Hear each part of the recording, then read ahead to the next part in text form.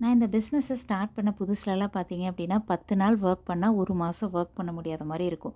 அப்போ என்னோடய பசங்களாம் ரொம்ப குட்டி குட்டி பசங்களாக இருப்பாங்க. ஒன்றா நான் பிஸ்னஸ் ஒர்க் ஸ்டார்ட் பண்ணாதான் வந்துட்டு அவங்களுக்கு உடம்பு சரியில்லாமல் போயிடும், இல்லாட்டி எனக்கு உடம்பு சரியில்லாமல் போயிடும், இல்லாட்டி ஃபேமிலி ஏதாவது கமிட்மெண்ட் இருக்கும். அந்த மாதிரியே வந்துட்டு தள்ளி தள்ளி போயிட்டே இருக்கிற மாதிரி இருக்கும். அப்புறம் எனக்கு கொஞ்ச நாள்லேயே எனக்கு புரிஞ்சுது. அப்போ வந்து போஸ்ட்மார்ட்டம் டிப்ரெஷனா என்னன்னு தெரியல. எனக்கு வந்து ரிசல்ட்டு பிஸ்னஸில் வரலையே நான் ரொம்ப ஸ்ட்ரெஸ் ஆகிட்டும் இருப்பேன். அப்புறம் நான் யோசிப்பேன்.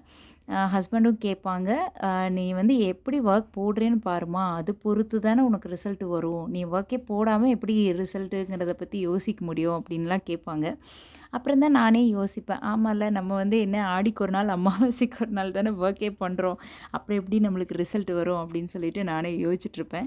என்ன மாதிரி யாராவது இருந்தீங்கன்னா கண்டிப்பாக கமெண்ட்டில் ஷேர் பண்ணுங்கள். அதுக்கப்புறம் எனக்கு ஒரு விஷயம் புரிய ஆரம்பிச்சுது. நம்ம டெய்லியும் பர்ஃபெக்டாக ஒர்க் பண்ணுறது இங்கே முக்கியம் கிடையாது. டெய்லியும் நம்ம கன்சிஸ்டண்ட்டாக நம்ம ஒர்க்கை போடுறது தான் முக்கியம் அப்படின்னு சொல்லிட்டு நான் வந்து பண்ண ஆரம்பித்தேன்.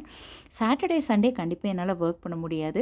மெயினாக அன்னைக்கு 2 நாளும் வந்துட்டு ஃபேமிலி அண்ட் குட்டீஸ்க்கான டைமாக வந்து ஸ்பெண்ட் பண்ணுவேன். பட் மண்டே டு ஃப்ரைடே பக்காவாக ஒரு ஸ்கெட்யூல் ஒன்று போட்டேன் அப்படின்னா, அதை வந்துட்டு கரெக்டாக ஃபாலோ பண்ணி அந்த 5 டேஸும் ஒர்க் பண்ணுவோம். இந்த மாதிரி ஃபாலோ பண்ணும்போதே பிஸ்னஸில் நல்லா க்ரோத் பார்க்க முடியுது. நீங்கள் இந்த மாதிரி சேலஞ்சஸை எப்படி ஃபேஸ் பண்ணுறீங்கன்னு என் கூட ஷேர் பண்ணுங்கள்.